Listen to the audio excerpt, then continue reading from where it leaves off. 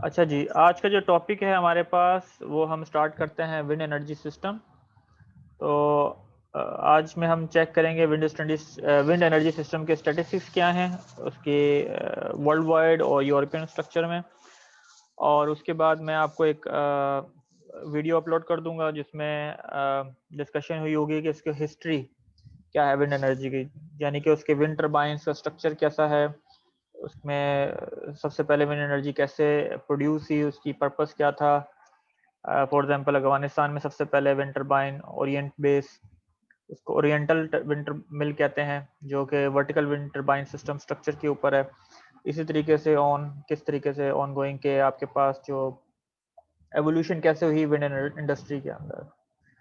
ठीक है, वो नेक्स्ट स्लाइड्स होगी या उसके लेक्चर अपलोड कर दूंगा मैं।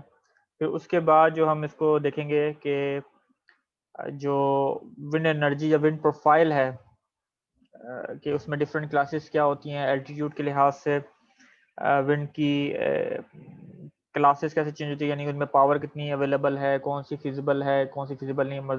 मिसाल के तौर पे अगर समंदर के ऊपर विंड है उसमें कितनी पावर आप एक्सट्रैक्ट कर सकते हैं, उसकी कैरेक्टरिस्टिक्स। और अगर आप शहर के अंदर है या किसी गांव के अंदर हैं तो उसको हम किस तरीके से स्टडी में एनालाइज करेंगे। ठीक है, तो आज के लेक्चर स्टार्ट करते हैं। उसमें यह है कि सबसे पहले जो wind energy has been use for thousands of year, मतलब बहुत अरसे पहले इसको इस्तेमाल होती रही, कोई न्यू टेक्नोलॉजी नहीं है। For milling grains and pumping water, तो वाटर पंप करने के लिए इस्तेमाल होती थी। और एनी अदर एप्लीकेशन जो मैकेनिकल पावर जो जिसको उसको कन्वर्ट करते थे उसमें आप विंड एनर्जी को इस्तेमाल करते थे। तो आज के दौर में अगर हम देखें तो many thousands of windmills are in operation worldwide, और उसमें से कुछ पोर्शन अभी भी वाटर पंपिंग के तौर पे इस्तेमाल होता है।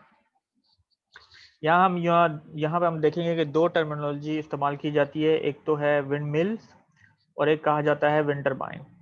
तो दोनों का नॉर्मल स्ट्रक्चर तो सेम है, और बेसिकली विंड टर्बाइन जो सिस्टम है वो भी विंड मिल से ही ड्राइव किया गया है।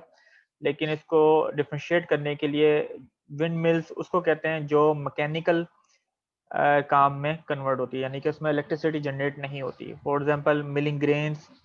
ठीक है, और जब मॉडर्न टेक्नोलॉजी अगर आ जाती है तो उसमें हम ये कहते हैं कि जो जिससे इलेक्ट्रिसिटी जनरेट भी की जाए तो उसको हम विंड टर्बाइन कहा जाता है। उसी तरीके से जो इसका पूरा सिस्टम है, जो एनर्जी कन्वर्जन सिस्टम है, उसकी जो टर्मिनोलॉजी इस्तेमाल की जाती है वो विंड एनर्जी कन्वर्जन सिस्टम्स उसको कहा जाता है। ठीक है, और sometime they also refer as wind generators. तो आप लिटरेचर में जो ज़्यादा चीज़ें देखेंगे वो आपको एब्रीविएशन नज़र आएगी WECS, तो विंड एनर्जी कन्वर्जन सिस्टम। सो जो इलेक्ट्रिसिटी जनरेट करने का आइडिया था विंड से वो लेट 90s सेंचुरीज में आया था। इसमें एक प्रोफेसर थे इन 1888 में, professor Charles Brush they build up to 12 kilowatt wind generator. ठीक है, ये नेदरलैंड उस वक्त के दौर में इसको हॉलैंड का नाम दिया जाता था। तो वहाँ इन्होंने इसको इंट्रोड्यूस करवाया था, और जो उसका जो डायामीटर था रोटर का वो अबाउट 50 मीटर इन साइज था। इसी तरीके से फर्दर ऑन जब 1891 में प्रोफेसर पाउल ला कोरे ने इसको एक्सपेरिमेंट स्टार्ट किया था कि विंड मिल के ज़रिए हम इलेक्ट्रिसिटी को जनरेट करें और उससे एनर्जी प्रोड्यूस करें। तो प्रोफेसर ने उस वक्त जो है हाइड्रोजन को स्टोर करने के लिए सिस्टम डेवलप किया था कि हम विंड से इसको यूटिलाइज कर सकें विंड को। So this was to be use for lightning at Askova flock high school. So वहाँ पे जो लाइटनिंग का पर्पस, लाइटनिंग वगैरह के लिए इस्तेमाल हुई थी wind turbine in Denmark, and he later initiated the Danish Wind Electricity Society in 1903, and his experiment became the foundation of Danish wind energy industry. तो अभी अगर हम मॉडर्न एरा की बात करें तो उसमें डेनमार्क से ही विंड जनरेशन का जो प्रोसेस है वो स्टार्ट हुआ था, इंडस्ट्री स्टार्ट हुई थी। और आज भी डेनमार्क जो है वो लीडिंग है रिसर्च के लिहाज से विंड के ऊपर। जैसे DTU एक यूनिवर्सिटी है, वहाँ पे they are doing a lot of work in this area. So for many years, small-scale wind turbines have been manufactured to provide electricity for remote houses. तो initially जो था इसमें ग्रिड के फॉर्म में ये कनेक्टेड नहीं होते थे विंड टर्बाइंस। ये ज़्यादातर रिमोट एरियाज में एक इंडिविजुअल हाउस के ऊपर इलेक्ट्रिसिटी प्रोवाइड कर दी, या फार्म्स के ऊपर ट्यूबवेल वगैरह अगर आपने ऑपरेट करनी है, वाटर पंपिंग सिस्टम अगर आपने डेवलप करना है, और रिमोट कम्युनिटीज़ को सप्लाई करने के लिए, एज वेल एज इसमें अगर आप देखें तो बोट्स के ऊपर जो बैटरीज इंस्टॉल होती हैं उसकी चार्जिंग के लिए भी विंड फार्म्स इस्तेमाल किए जाते हैं। ऑब्वियसली अगर आप ये देखेंगे कि अगर लोग कैंपिंग करना चाहते हैं रिमोट एरियाज के ऊपर, तो वहाँ पे भी कैबन्स को एनर्जाइज करने के लिए ये आपके पास विंड टर्बाइन इस्तेमाल होती है। More recently, they have been used to provide electricity for traffic sign, telephone booth and street lights. तो अगर आपने ये देखा होगा कि एक FIP प्रोजेक्ट बनाया था मेरे ख्याल से 2 years ago इन बहरिया में भी, उसका स्ट्रक्चर शायद अभी भी पड़ा हुआ है। एक मिनट जी, क्या पूछ रहे हैं नईम आप? सर मैं पूछ रहा था इन्होंने विंड टर्बाइन लगाए हुए समंदर के अंदर, ये कैसे लगाए हुए इन्होंने डेनमार्क में? समंदर के अंदर कैसे लगाए हुए हैं? असल यस में सर। एक चीज़ तो होती है कि उसका फाउंडेशन, ठीक है, तो जो शैलो एरिया होता है, not so much deep, few metres deep अगर आप कहें, तो वहाँ पे अंडरग्राउंड उसको ज़मीन के साथ बिल्ड किया जाता है। इसके अलावा सर तो कुछ ये फ्लोट हो स्ट्रक्चर, रहा होता है या स्टक होता है अंदर? जी बता रहा हूँ, इसी फ्लोट तरह एक तो नॉर्मल जो अभी तक विंड फार्म है वो स्टक होते हैं, एज अ पोल लगा होता है, ज़मीन में होते हैं, वो डीप इनटू द सी नहीं है। तो शैलो एरिया कुछ फ्यू मीटर्स की बात कर लें, up to I don't know 40 metres और 60 मीटर्स डीप होते हैं, ठीक है। लेकिन फ्लोटिंग विंड टर्बाइंस भी आते हैं, लेकिन ये फ्लोटिंग विंड टर्बाइंस है, अभी इनका डिज़ाइन मैच्योर नहीं हुआ। अगर आप इसको सर्च करें, पुर्तगाल में जो वेस्टास वाले हैं, WESTA, ये कंपनी है विंड टर्बाइन मैन्युफैक्चर, इन्होंने एक प्रोटोटाइप जो फ्लोटिंग विंड टर्बाइन है वो इंस्टॉल किया है, ठीक है। तो आप सर्च कर सकते हैं गूगल के ऊपर, उसके मुताबिक उसमें ये होता है कि बेस पे नहीं होता, पानी के ऊपर ही फ्लोट कर रहा होता है, लेकिन उसको स्टेबलाइज किया जाता है मैकेनिकली। तो this is also, they are also going toward this direction, क्योंकि प्रॉब्लम ये है कि आपके पास फ्लोटिंग होगा तो रफ कंडीशन में अगर स्ट्रॉम आ जाएगा, तो उस सूरत में इसकी stabilisation is one of the biggest challenge, ठीक है। जी आप बात कर लें यार, चैट ना करें, मुझे चैट खोलनी पड़ती है, बताएं आप। Hello sir. जी जी, ऑफशोर बता रहा है वो, ऑफशोर विंड टर्बाइंस पुर्तगाल में जॉब नहीं बता रहे आप थे कुछ वो। फ्लोटिंग विंड टर्बाइन लिखें तो उसमें फ्लोटिंग आ जाएगा, मैं देखता हूँ। ठीक है। चलें, अच्छा इसी तरीके से जो मैं अभी आपको एग्जांपल दे रहा था, जो विंड टर्बाइंस अभी बहरिया में भी 2 साल पहले एक FIP प्रोजेक्ट था, तो वो उन्होंने ये आइडिया दिया था कि जो आपके पास 2 ट्रैक्स हैं सड़क के वन साइड जाना दूसरी साइड आना, 2 वे है, तो बीच में जो ग्रीन पाथ या पट्टी जिसको भी आप कह लें, तो उसके ऊपर एक विंड टर्बाइन लगाया जाए, वर्टिकल विंड टर्बाइन, ठीक है।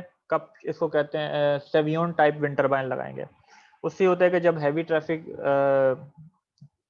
फ्लो करती है, तो उस सूरत में आपके पास हवा का प्रेशर उसके ऊपर बिल्ड होगा and then it will rotate. So normally जो अमाउंट ऑफ एनर्जी अगर प्रोड्यूस हो रही है, तो वो सफिशिएंट इनफ होती है कि अगर आपके पास ट्रैफिक लाइट्स को ऑन करने के लिए you can also store them as well, so street light, telephone booth वगैरह के लिए काम आ सकती है, ठीक है। तो इसकी एप्लीकेशन बहुत हैं, अब तो स्मॉल स्केल के ऊपर ज़्यादा काम और ज़्यादा प्रेफर किया जा रहा है विंड टर्बाइंस को rather than on large scale. Moving on, since 1980s, that the technology has become sufficiently mature to enable rapid growth of the sector. तो 1980s के बाद ही इसमें ज़्यादा एम्फसाइज करना शुरू हो गया था, लेकिन अगर आप देखें जो सही एरा है विंड फार्म की डेवलपमेंट का, वो अब आई थिंक 2008 के बाद आया था। 2008-2010 के बाद से बहुत ज़्यादा डेवलपमेंट शुरू हुई है जिस सेक्टर के ऊपर। ठीक है। हाँ नहीं, आपने तस्वीर सही शेयर किया। आप चाहें तो ये मुझे शेयर कर दें इसके ऊपर, यहाँ से अगर आती है तो चैट। चले सर मैं आपको सर तस्वीर फोन क्लास में के हो, आखिर फोन में हो में, नहीं हो पाएगी। मैं क्लास के आखिर में आपको ये तस्वीर दिखा दूंगा, ठीक है। ठीक ठीक है। चले। अच्छा, so between the early 1980s and the late 20th century the cost of wind turbine fell steadily। तो मेन इशू आपका यही था सबसे पहले कि इसकी कॉस्ट बहुत ज़्यादा थी। अभी हिस्ट्री में अगर मैं एक्सप्लेन करूंगा तो 1970 से पहले जो विंड टरबाइन डेवलप हुई थी 1940s में, उस वक्त इसकी कॉस्ट बहुत ज़्यादा थी। और उस वक्त जब जो प्रोडक्शन हो रही थी मार्केट में, जैसे यूएसए मार्केट की बात करें और यूरोप मार्केट की बात करें, तो उस वक्त कंपटीशन ज़्यादा हो गया था कि इलेक्ट्रिसिटी कौन सबसे ज़्यादा बड़े पैमाने पे प्रोड्यूस कर सकता है।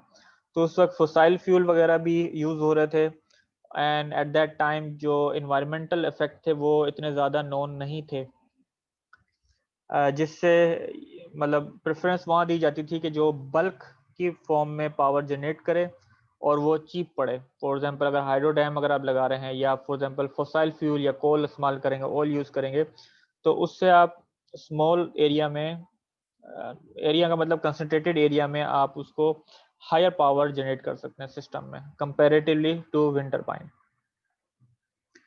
तो इसकी वजह से कॉस्ट जो थी 1980 से पहले या 70 से पहले बहुत ज़्यादा थी विंड टरबाइन की। तो जब ऑयल क्राइसिस आया था 1970 के बाद, तो उसके बाद से विंड टरबाइन के ऊपर इन्होंने फोकस करना शुरू किया था।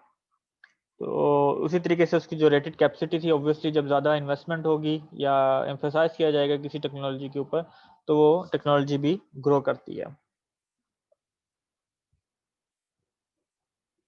So now on reasonably wind condition and accessible sites, wind turbines are one of the most cost effective method of electricity generator। अब अगर रिन्यूएबल की बात करें तो विंड टरबाइन ही सबसे ज़्यादा कॉस्ट इफेक्टिव मेथड पड़ता है, क्योंकि अगर आप इसकी टेक्नोलॉजी को नोट करें तो इसमें सिर्फ जनरेटर, जो आपका मेन सोर्स जनरेटर है, जो वो उसमें मेच्योरिटी आ चुकी है टेक्नोलॉजी में। उसके बाद जो इसका जो रोटर का स्ट्रक्चर है ब्लेड्स का, चाहे आप फाइबर ऑप्टिक से बनाएं किसी और मटेरियल से बनाएं, तो वो भी एक टेक्नोलॉजी एक तरह की मेच्योर हो चुकी है। अगर आप जितने भी विंड टरबाइन देखेंगे वो थ्री ब्लेड्स के ऊपर बेस करेंगे। उसकी हम मैथमेटिक्स देखेंगे, ये 3 ब्लेड्स ही क्यों हैं। इसमें सिंगल ब्लेड स्ट्रक्चर भी होता है, डबल ब्लेड पे भी डिज़ाइन होती है, 3 blades and more than 1 3 blades भी होते हैं। लेकिन इसमें एक टर्मिनोलॉजी इस्तेमाल की जाती है, टिप टू स्पीड रेशो, यानी कि टिप की स्पीड और जो टिप ऑफ द ब्लेड की स्पीड है, जो रोटेशनल स्पीड है, और उसका रेशो विद विंड स्पीड के साथ। तो ये रेशियो डिटरमाइन करता है कि जो उसकी जो कैपेसिटी फैक्टर है, कैपेसिटी फैक्टर जो उसकी एनर्जी कन्वर्ट करने की कैपेबिलिटी है, उसको आप एफिशिएंसी के तौर पे ले लें, वो उसकी एफिशिएंसी को इंक्रीज और डिक्रीज करता है। ठीक है, तो उसमें ये कैलकुलेट किया गया है कि आगे जाके देखेंगे कि नंबर ऑफ ब्लेड्स अगर आप इंक्रीज करते हैं तो वो with respect to speed of the wind उसकी एफिशिएंसी गिर जाती है। ठीक है, और अगर जो बेस्ट एफिशिएंसी जो अगर आप for the range of wind speed के ऊपर आपने अगर डिज़ाइन करना है इसको, तो single blade is much more suitable. मतलब ये कि मैं कहना चाह रहा हूँ कि अगर आपके पास different speed of wind available है, क्योंकि विंड की स्पीड जो है वेरिएबल है। For example 3 metre per second से लेकर 25 मीटर पर सेकंड की रेंज है आपके पास, तो आप ये चाहोगे कि आपका wind turbine for the full range of the wind speed operate करे, लेकिन ऐसा नहीं होता, क्योंकि जब आपकी नंबर ऑफ ब्लेड्स इंक्रीज कर रहे होते हैं, जो इसकी तमाम मैथमेटिक्स है पीछे, वो क्या करती है कि for a certain speed of जो है विंड की, उसके ऊपर वो ऑप्टिमम या मैक्सिमम पावर आपको डिलीवर करता है।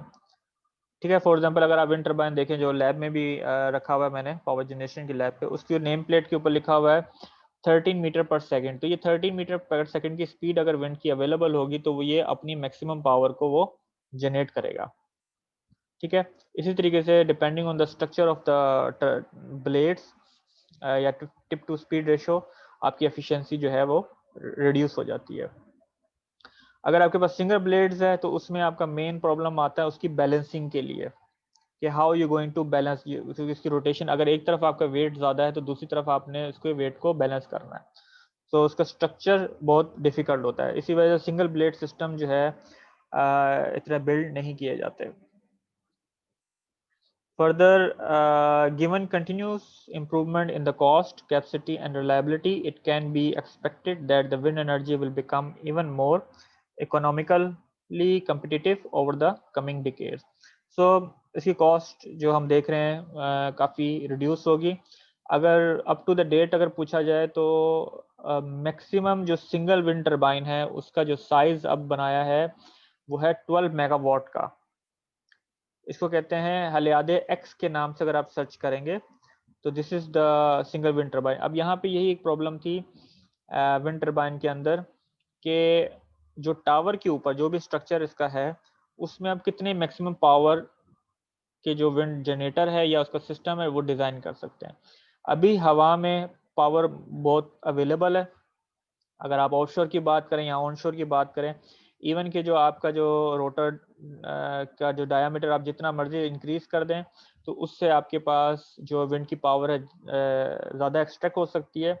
तो वहाँ आपकी लिमिटेशन नहीं है। अब लिमिटेशन अब आपकी वहाँ आ रही है कि जब आपका जो जाहिर सी बात है हायर पावर की तरफ अगर जाएंगे तो हायर पावर जनरेटर भी आपको लगाना पड़ेगा, तो उसकी एसेसरीज होंगी, ट्रांसफार्मर्स होंगे और ब्रेक सिस्टम होगा और अदर कंट्रोल यूनिट्स होंगे, जिसकी वजह से आपका होल स्ट्रक्चर जो है वो हैवी हो जाता है। ठीक है, and if you go above 200 metre height, so I think up to 180 metre height तक तो मैं भी विंड टरबाइन के ऊपर क्लाइम किया हुआ उसके ऊपर, लेकिन अब इससे ऊपर भी ये बिल्ड कर रहे हैं। तो जितनी ज़्यादा आपकी टरबाइन की हाइट होगी उतनी ज़्यादा आप पावर को एक्सट्रैक्ट भी कर सकते हैं। लेकिन अगेन द क्वेश्चन इज क्या वो स्ट्रक्चर है इसको विदस्टैंड कर सकता है कि नहीं कर सकता। So moreover, as wind turbines are increasingly deployed offshore, where wind speeds are generally higher and planning constraints perhaps less demanding, तो यहाँ पे जो बात कर रहे हैं कि जाहिर सी बात है ऑनशोर अगर आप बिल्ड करते हैं तो फॉर एग्जांपल अगर आप यूरोप की एग्जांपल लें तो वहाँ पे लैंड की जो एक्विजिशन है वो भी प्रॉब्लम है, और वहाँ पे लैंड जो है ऑलमोस्ट सैचुरेट हो चुका है कि जितने वो विंड फार्म लगा सकते थे फॉर एग्जांपल इन जर्मनी उन्होंने लगा दिए हैं। ठीक है, तो अब उनके लिए अगर अगर उन्होंने रिन्यूएबल एनर्जी की इनफीड को इंक्रीज करना है तो उस सूरत में they have to go to offshore. Offshore में एडवांटेजेस भी हैं कि वहाँ पे जो हवा का जो बहाव है या हवा का जो प्रेशर है वो स्टडी है, कांस्टेंट विंड स्पीड है, प्रिडिक्टेबल है। क्योंकि अगर आप लैंड की बात करते हैं तो जो ज़मीन है ये रूरल एरियाज है तो उसमें बिल्डिंग से रिफ्रैक्शन वगैरह या डाइवर्जन वगैरह होती है। ठीक है, तो उस वजह से वो हवा जो स्टडी नहीं हो सकती। On the other hand offshore में आपके पास ये इश्यूज नहीं आते, लेकिन अगेन ऑफशोर के दूसरे इश्यूज हैं इंस्टॉलेशन पर्पस, स्टॉर्म्स वगैरह, so there are other limitation as well. So technically accessible wind resources is massively increased, so offshore में इसकी ज़्यादा एप्लीकेशन होगी इन नियर फ्यूचर। अभी आप इसी चीज़ को देखें कि HVDC ट्रांसमिशन सिस्टम में भी एडवांसमेंट आना शुरू हो गई हैं, क्योंकि उसकी रिक्वायरमेंट है कि अगर आप ऑफशोर में विंड फार्म लगाएंगे तो how you going to transport that energy on to the onshore. So the improvement in the wind power technology have made it one of the fastest growing renewable energy technology worldwide in terms of the installed rated capacity. So अगर आप इन average बात करें तो single wind turbine की जो power है वो up to 6 to 9 megawatt के दरमियान है इन एवरेज में। A total of over 432 gigawatts of wind generating capacity had been installed by the end of 2015, with almost 36 gigawatt added in that year. Means 2015 में world wide अगर देखा जाए तो 36 gigawatt की जनरेशन को एडिशनल इंस्टॉलेशन की गई है इन 2015 में, और अप टू 2015 वर्ल्ड वाइड जो भी विंड से जो पावर डेवलप की जा रही है वो अप टू 432 गीगावाट है। So this is about 24 times the capacity that had been installed by the end of 200. So जो wind energy 2000 के एंड तक थी उसके 24 टाइम्स अप्रोक्सीमेटली आपके पास 2015 विद इन नेक्स्ट 15 ईयर्स में आपने उसको डेवलप किया है। ये शो करता है कि आपकी जो करंट एवरेज ग्रोथ रही है इसकी डेवलपमेंट में वो 22% पर एनम है। ये सिंपल स्टैटिस्टिक्स थे। तो ये वही स्टैटिस्टिक्स आपको यहाँ पे दिखा रहे हैं कि फॉर यूरोपियन कंट्रीज अगर आप बात करें 10 टॉप यूरोपियन कंट्री की, तो उस सूरत में जो न्यू इंस्टॉल कैपेसिटी है इन 2009 में, ये आप वेबसाइट ज़रा नोट कर लें, EWEA और BWE, वहाँ से आप जो स्टैटिस्टिक्स डाटा इसको डाउनलोड कर सकते हैं। उसमें अगर आप ये देखें कि अगर जर्मनी की बात करें तो 2009 में इन्होंने अप टू 19.63% जो है विंड एनर्जी, उसको उनका शेयर उसमें अवेलेबल है। ठीक है, और इसी तरीके से स्पेनिश जो है इन 2009 में जो न्यू इंस्टॉलेशन की है उस ईयर में, एक साल के अंदर अंदर उन्होंने अप टू 18% तक उसको इंस्टॉल किया है। इसी तरीके से अगर आप शेयर्स की बात करें कि टोटल शेयर्स क्या है उसकी एनर्जी का थ्रू विंड एनर्जी प्रोड्यूस करने से, तो Germany is the highest, they have up to 38% energy generated from the wind turbine, and then Spanish as well, which is 25.8%. इसी में अगर आप स्प्लिट करके देखेंगे स्टैटिस्टिक्स को, तो जो स्पेनिश हैं उनके यहाँ ज़्यादातर ऑनशोर विंड टर्बाइन इंस्टॉल है, और जो जर्मन्स हैं वहाँ पे आपको दोनों किस्म के, चाहे ऑनशोर हो या ऑफशोर हो, वहाँ पे आपके पास विंड टर्बाइंस नज़र आएंगे आपको। This is another way to analyse और प्रेजेंट द स्टैटिस्टिक्स कि इंस्टॉल्ड कैपेसिटी। चले मुझे थोड़ा एक्सप्लेन करें कि इंस्टॉल्ड कैपेसिटी और रेटेड कैपेसिटी, एक तो इंस्टॉल है और जनरेशन है, दोनों में फ़र्क क्या है?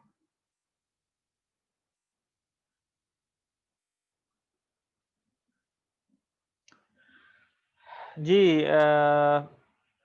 मुशाहिद, कौन बताएगा? Yes sir.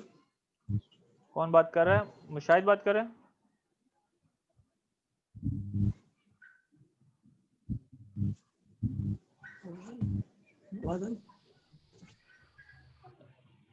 जी जी मुशाहिद, जी सर। मुझे ज़रा फ़र्क बताओ कि इंस्टॉल्ड कैपेसिटी में और दूसरी मैंने आपसे क्या पूछा था?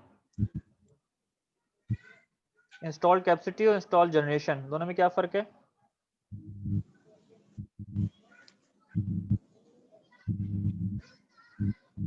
ये मैंने शायद एक्सप्लेन किया हुआ है पीडीओ में जब आपको पढ़ाया था। सर ये इंस्टॉल्ड कैपेसिटी ऐसे होता है जैसे हमने जैसे 3 मेगावाट का कोई विंड टर्बाइन लगाया, तो सर वो इंस्टॉल्ड हमने 3 मेगावाट का किया, लेकिन जनरेशन उसकी 3 नहीं होगी, वो कम होगी उससे, जैसे 2.8। तो ये जनरेशन कैपेसिटी हो गई, और इंस्टॉल कैपेसिटी 3 की थी, और जनरेट हमने जैसे 2.8, जनरेशन हमारी 2.8 की हो रही है, तो ये जनरेशन कैपेसिटी है। सही, यानी कि इंस्टॉल कैपेसिटी इसकी मैक्सिमम पावर कितनी वो जनरेट कर सकता है, लेकिन लाजमी नहीं है वो उतनी पावर को जनरेट कर रहा होगा। ठीक है, तो ये दो चीज़ें आपको नज़र आएंगी स्टैटिस्टिक्स जब भी आप सर्च करेंगे किसी भी जगह पे। तो यहाँ पे अगर यहाँ पे देखें, दो चीज़ें डिफाइन की है। जो आपके पास ग्रीन चार्ट है वो डिफाइन कर रहा है इंस्टॉल्ड कैपेसिटी को, ठीक है, of top 14 European country in megawatt, और ये मार्केट शेयर एक्सप्लेन कर रहा है in the blue curve in percentage के EU27 में जो यूरोप के 27 कंट्रीज हैं, टॉप 27 कंट्रीज, उनका मार्केट शेयर क्या है, विंड एनर्जी का मार्केट शेयर क्या है उनकी जनरेशन के अंदर। तो सिंपल स्टैटिस्टिक्स अगर यहाँ देखें तो 2008 में जर्मन सबसे ज़्यादा लीडिंग थे विंड एनर्जी को इंकॉर्पोरेट करने में या उसके ऊपर डेवलपमेंट के ऊपर। तो ऑलमोस्ट वो उन्होंने जनरेट की थी 23 गीगावाट। तो इसमें थोड़ा सा और कन्वेंशन थोड़ा सा एक्सप्लेन कर दूं कि जो जर्मन या यूरोपियन स्टैंडर्ड है, जो डॉट का मतलब होता है वो थाउजेंड्स को रिप्रेजेंट करता है, नॉट एज अ फ्रैक्शन। तो यहाँ पे जो पैरामीटर्स है, ये फॉर एग्जांपल इटालियन जो है वो 3736 मेगावाट जो है वो जनरेट कर दिया, उनके पास इंस्टॉल कैपेसिटी थी इन 2008 में। ठीक है, और इसी तरीके से परसेंटेज की अगर बात की जाए मार्केट शेयर की, तो जर्मन्स की मार्केट शेयर उस वक्त था 36.8। तो अगर जब आप प्रेजेंट कर रहे हो तो इस तरीके से कंपैरेटिवली एनालिसिस परफॉर्म किया करें जब भी आप कोई प्रेजेंटेशन दे रहे हो, ठीक है। चले अगेन पहले जो हमने बात की थी वो तो इंस्टॉल कैपेसिटी थी जो कि उस वक्त तक इंस्टॉल हो गई थी considering all the last years. लेकिन जब अगर बात की जाए न्यू इंस्टॉल कैपेसिटी की, इसका मतलब ये है कि ओनली इन द 2008 ईयर, यानी जिस ईयर्स की बात की उस साल कितनी एनर्जी या कितनी पावर को इंस्टॉल किया गया है। तो इस केस में आपके पास जो है for example again German and Spanish are almost same in 2008। उसमें आपके पास जो इन्होंने इंस्टॉल की थी अबाउट 1665 मेगावाट इंस्टॉल की थी इन 2008 में। और उस ईयर इनकी मार्केट शेयर कितना था in percentage, it was 19.63%। Okay. अगर इसी तरह देखा जाए कि बहुत सी कंट्रीज जो कि बिग कंट्रीज हैं, फॉर एग्जांपल ग्रेट ब्रिटेन है, यूके है, बेल्जियम, इवन के डेनमार्क, उनका जो मार्केट शेयर है वो कम है। लेकिन अगर अभी आप लेटेस्ट स्टैटिस्टिक्स उठाएंगे मतलब 2020 की 19 की अप टू दैट ईयर, तो आप ये देखेंगे in these countries also has a lot of share, क्योंकि they were working on the new technology to increase the capacity of a single turbine, or they were planning to build a huge wind turbine in the offshore. For example, अगर आप UK की बात करें तो वो plan करें, जैसे Dogar bank का अगर आप गूगल पर सर्च करेंगे तो आपको मिलेगा कि ये अप टू 500 गीगावाट्स और अबव दैट अमाउंट जो है एनर्जी को जनरेट करेंगे, 500 मेगावाट्स और gigawatts as well. Huge wind farm जो है डेवलप होंगे, ठीक है। सो अगेन यहाँ पे जो आपको स्टैटिस्टिक्स दिखाई गई है कि फ्रॉम 1995 से लेकर 2008 तक इन EU 27 कंट्रीज, जो टॉप 27 कंट्रीज है, उनकी अक्यूमुलेटिव विंड पावर जो है वो कितनी डेवलप हुई है yearly wise. So up to 2008, the amount of energy has become up to 65 megawatt, as compared to in 1995, it was just about 2500 megawatt. So the curves ये है कि कर्व ये बताता है कि आपको जो स्टेडली जो है इसमें पावर जनरेशन जो है या उसकी जो इन फीड है सिस्टम में स्टेडली ग्रो हुई है एज जैसे इसकी कॉस्ट जो है रिड्यूस हुई है and the technology get improve like that, ठीक है।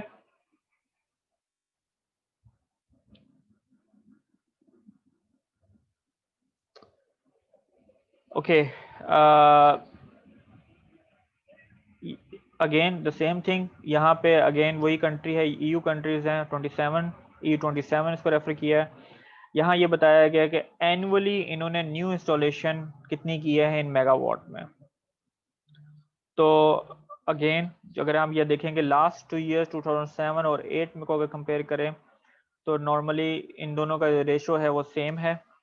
जो 2007 में भी तकरीबन 8000 के करीब 8500 के करीब विंड टरबाइंस जो हैं डेवलप हुए थे, न्यूली विंड टरबाइन, और सिमिलरली सेम रेशो था इन 2008 में भी कि जो विंड टरबाइंस की जो इंस्टॉलेशन रेट है वो सेम है।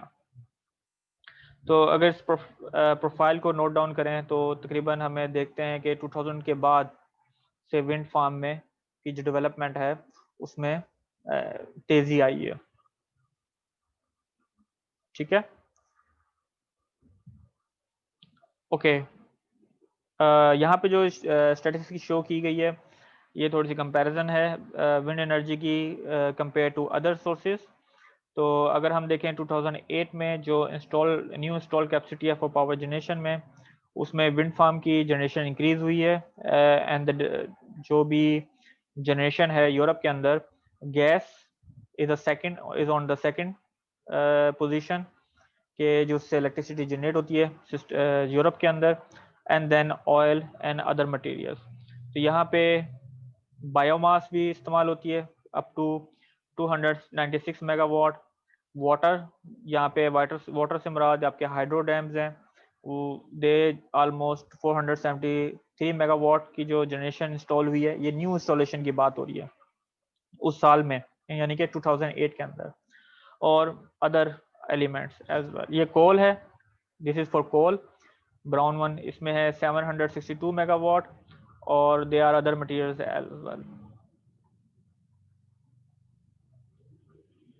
अच्छा, यहाँ पे जो स्टैटिस्टिक्स दिखाई है ये कंपैरिजन के तौर पे है कि बिटवीन 2000 टू 2008 में जो न्यू इंस्टॉलेशन है कितनी इंक्रीज और कितनी डिक्रीज हुई है।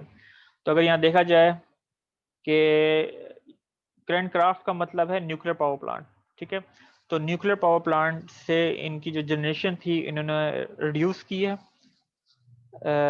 आई थिंक जर्मन्स के जो जितने 8 न्यूक्लियर पावर प्लांट से अब मेरे ख्याल से वो ऑपरेशन नहीं है, and they want to increase the wind share. इसी तरीके से कोल और ऑयल से जो पावर की जनरेशन है इन लोगों ने वो भी रिड्यूस की है। सो फ्रॉम कोल से जो इनकी रिडक्शन हुई है वो ऑलमोस्ट 11 मेगावाट है, और ऑयल से इन्होंने जो रिडक्शन की है पावर जनरेशन में वो 13 मेगावाट की रिडक्शन की है। इसी तरीके से गैस, तो still they have to rely on the gas, लेकिन विंड फार्म की जैसे जैसे जनरेशन इंक्रीज होती जाएगी तो they will reduce the generation from the gas as well.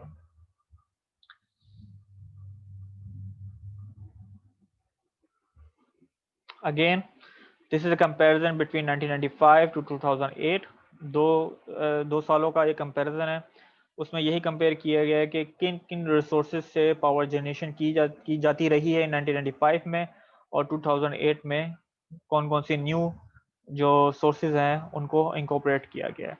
तो अगर आप 1995 को देखें तो विंड एनर्जी से उस वक्त तकरीबन ऑलमोस्ट 0% जो है उसका कंट्रीब्यूशन था सिस्टम में इलेक्ट्रिसिटी जनरेट करने का। अगर आप देखें तो मेन उसमें जो पार्ट था आपके पास, एक तो कोल था, एंड देन सेकंड पोजीशन पे आपके पास आता है न्यूक्लियर पावर प्लांट, ठीक है। इसी तरीके से इन 2008 में आपके पास न्यूक्लियर पावर प्लांट की जनरेशन कम हुई है, ठीक है।